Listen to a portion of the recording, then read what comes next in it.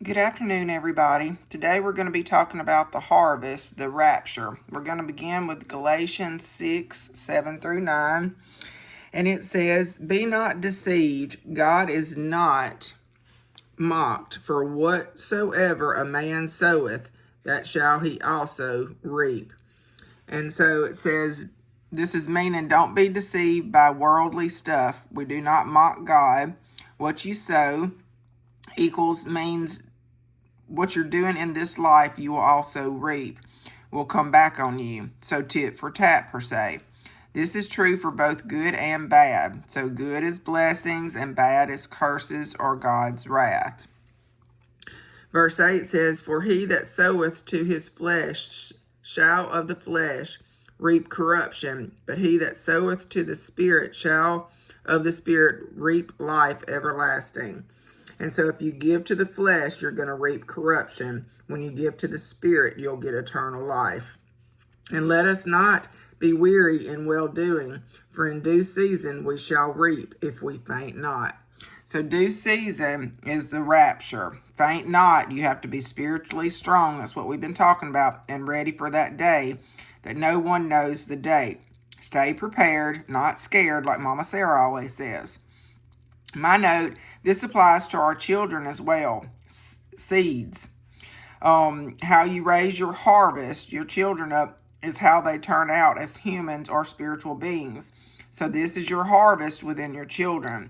Do you want to have a healthy, flourishing harvest, or do you want to have a famine, a starving harvest?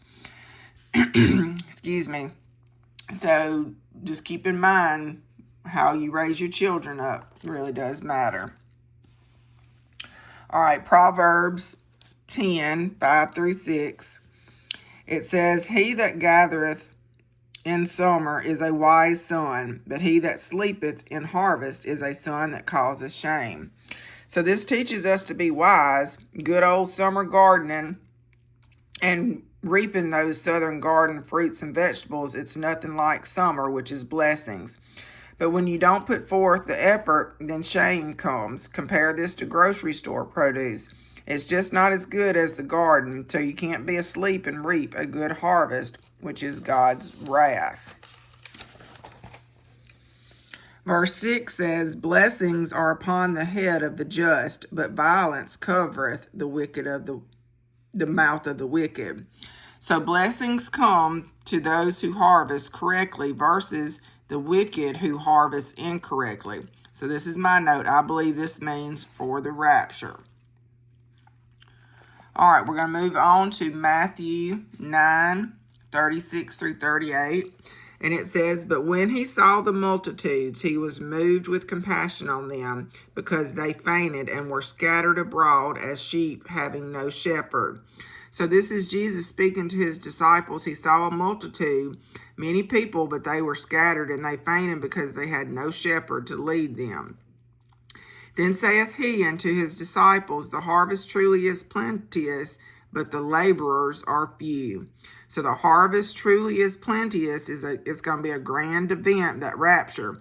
But the laborers are few, so followers are few. It's not going to be many.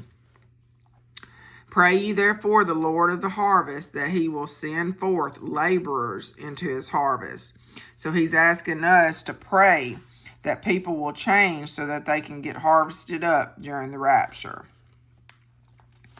All right, moving on to John 4, 34 through 38. It says, "Jesus saith unto them, My meat is to do the will of him that sent me, and to finish his work." So finish his work is God's work. The end is coming, y'all. And I was a little shocked reading this one. "Say not ye, there are yet 4 months, and then cometh harvest. Behold, I say unto you, lift up your eyes and look on the fields, for they are white, already to harvest." So 4 months comes the harvest, which would be October of 2026. If you're reading this and understanding it today, if you've got 4 months, are you ready? That's what I'm asking you. The fields are ready to harvest. He's telling us it's coming. If you read the Bible and comprehend what it's truly saying to you, are you ready to be harvested, which means raptured up, in 4 months? Don't be deceived by the worldly stuff. Remember, we talked about that at the very beginning. Verse 36 says, "And he that reapeth receiveth wages, and gathereth fruit unto life eternal, that both he that soweth and he that reapeth may rejoice together. And herein is that saying true, one soweth and another reapeth. And I sent you to reap the whereon ye bestowed no labor, other men labored, and ye are entered into their labors." So we will rejoice together, receive our wages, and eat from the tree of life, which is eternal life. And one soweth and another reapeth means we have to work together spiritually to make the harvest, the rapture. Remember those 4 months. And so disciples, Christians, we labor to spread those seeds like messengers and watchmen. We have knowledge. And I've told y'all before, I claim to be a watchman. I'm watching, and I'm also a messenger. And I've got knowledge, and I'm trying to tell you that in 4 months comes the harvest, which I believe is the rapture. All right, moving on to Psalms 126, 5 through 6. It says, "They that sow in tears shall reap in joy. And so those that cry a lot shall reap joy in the end. This life is not an easy journey, but if you endure to the end, you shall get your reward." And I can tell y'all I've done a lot of crying in my days. "He that goeth forth and weepeth, bearing precious seed, shall doubtless come again with rejoicing, bringing his sheaves with him." And so going forth, spreading the word, which is what I'm trying to do, brings forth precious seeds, which is y'all, the ones that listen to me, to add to the harvest. Sheaves is a bundle of joy to the Lord. This can mean children or random strangers. The more, the merrier. Moving on to Leviticus 19, 9 through 10. "And when ye reap the harvest of your land, thou shalt not wholly reap the corners of thy field, neither shalt thou gather the gleanings of thy harvest." So this is teaching us generosity, give to the less fortunate. "And thou shalt not glean thy vineyard, neither shalt thou gather every grape of thy vineyard. Thou shalt leave them for the poor and stranger. I am the Lord your God." So you give to the poor and to strangers as Jesus would. These were commanded by God to Israel. The leftovers, or the gleanings, are for the poor, widow, orphan, etc. All right, moving on to Isaiah 57, 1 through 4. It says, "The righteous perish, and no man layeth it to heart, and merciful men are taken away, none considering that the righteous is taken away from the evil to come." So this is referring to the saying, "Only the good die young." Evil is coming, the great tribulation. "He shall enter into peace. They shall rest in their beds, each one walking in his uprightness." So enter into peace, true peace in heaven and eternal life. "But draw near hither, ye sons of the sorceress, the seeds of the adulterer and the whore.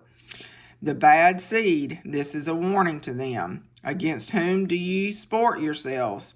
Against whom make ye wide mouth and draw out the tongue?" This is them mocking him like we talked about earlier.